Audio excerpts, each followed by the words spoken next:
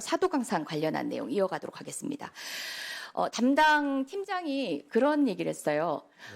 지난번 군함도는 결국 부도수표 받은 거다. 그래서 이번에는 현무를 받겠다. 어떻게 보면 외교부의 협상 전략은 그거였던 것 같아요. 그래서 조금 전에도 억울해하시는 어떤 측면을 살펴보면은 도쿄에다가 전시관을 하는 것보다는 가까운 곳이지 않느냐 등등의 얘기인데 하나하나 짚어보겠습니다. 결국 이게 그럴싸해 보이는 수표보다는 당장 적더라도 현무를 받는 게 맞지 않나 이런 사고에서 비롯된 게 아닌가라는 생각이 들기 시작합니다. 저희가 외교부로부터 받은 자료 PPT 띄워주시겠습니까? 네.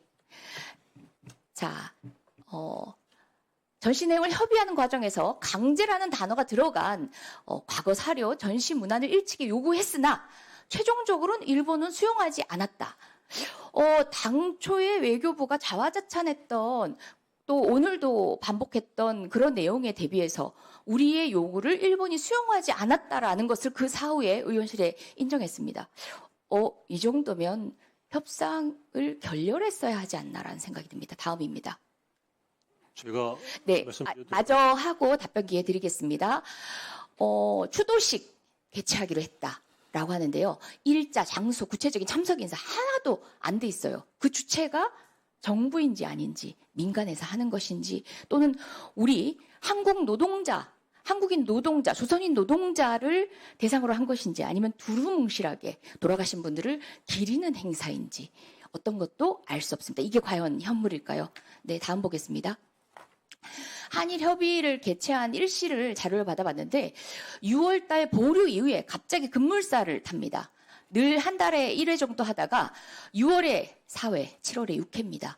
결국 이거는 보류 결정에 당황했던 일본 측의 에너지로 협상이 이어간다는 느낌이 들고요.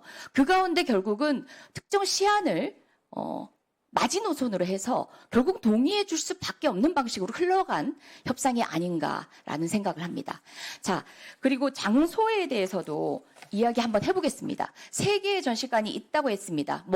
저는 현장에 사도강산을 소개하는 나름의 방식으로 새로 만들어야 된다고 생각하지만 다른 의원님들이 지적하신 것처럼 그 3개의 전시관 가운데서도 나머지 하나는 차치하고서라도 키라리움 사도 그리고 향토박물관 이 2가지 중에서도 왜 향토박물관인지가 이해가 되지 않았거든요.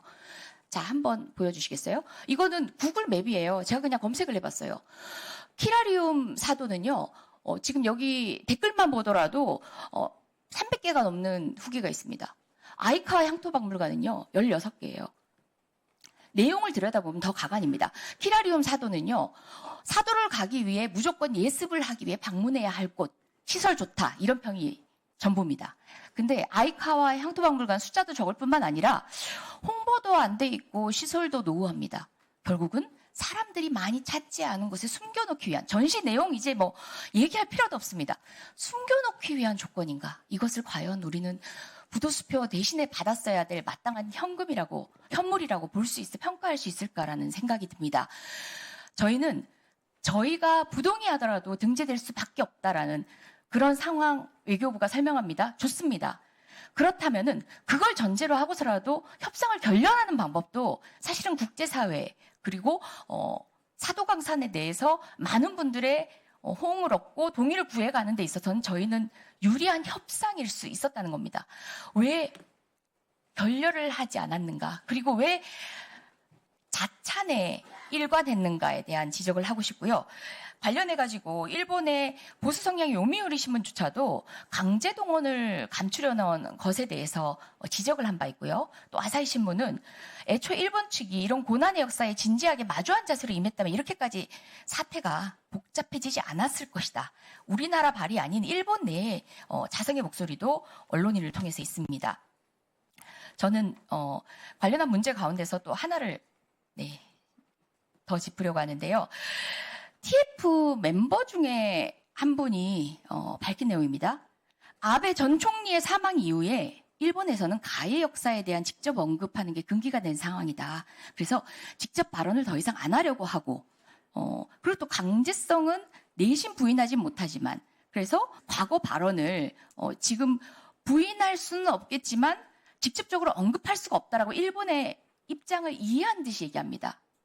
그런데요, 지금 결국 앞으로 남아있는 또 광산도 우리 유네스코에 등재하겠다라고 하고 있는 광산 역시도 우리 한국인 노동자들이 근대 문화유산과 관련해서는 강제 동원된 것들이 거의 대부분이거든요. 이번에 협상의 이런 후퇴가 저는 향후에도 반복될 수밖에 없는 것 같습니다. 외교부가 억울해했던 부도수표가 아니라 그래도 현물 받았잖아요 했는데 이게 받아 마땅한 현물인가?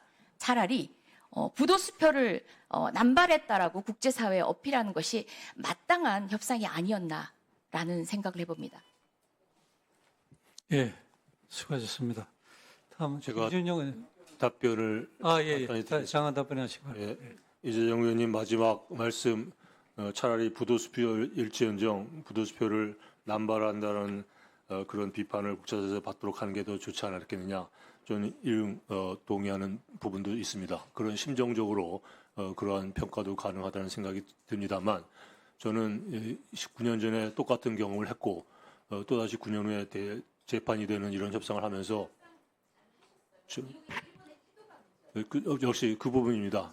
일본이 그렇다면 결렬시키고 끝까지 가든가 아니면 투표를 가든지 아니면은 등재 반대하고 결국은 이런 모든 우리 협상을 무효화하고 등재 반대하는 것이 우리의 목표가 돼야 되는가? 뭐 여러 가지 판단의 근거가 있고 옵션이 가능한 거겠지만 저는 등재 반대가 우리의 목표가 돼서는 안 된다고 생각합니다.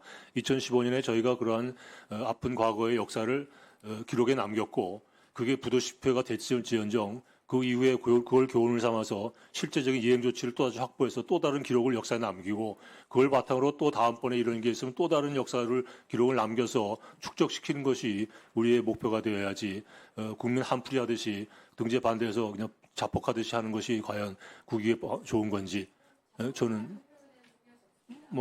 그것도 평가하기 나름입니다만 하여간 그런 깊은 고민을 하면서 국익 수호를 위해서 끝까지 최선을 다했다는 말씀만 드립니다.